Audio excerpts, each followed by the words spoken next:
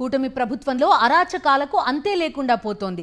ఖాళీ స్థలాలను ఆక్రమించడం, అడ్డొచ్చిన వారిని అంతం చేసేందుకు సైతం వెనకాడడం లేదు. విజయనగరం జిల్లా రాజాం ఎమ్మెల్యే కొండ్రు మురళీమోహన్ అనుచరుడు గెంబలి మురళి వ్యాపార సముదాయాల నడుమ 12 అడుగుల మేర మల్లమ్మ చెరువు కాల్వగట్టును ఆక్రమించాడు.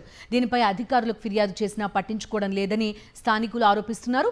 అర్ధరాత్రి సమయంలో కాల్వపై నిర్మాణం పూర్తి చేశాడని, ఇదంతా స్థానిక ఎమ్మెల్యే అండదండలతోనే చేస్తున్నారని మురళి బరితెగించి చెప్తుండడంపై స్థానికులు ఆగ్రహం వ్యక్తం చేస్తున్నారు.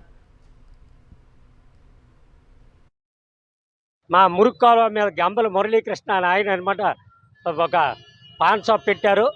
అది పెద్దలు అంటే స్థానిక ఎమ్మెల్యే గారి సహకారాలతో పెట్టారని చెప్తున్నాడు. చాలాసార్లు మేము గ్రీవెన్స్ కూడా ఇచ్చాము. దాని సమస్య కూడా పరిష్కారం కాలేదు.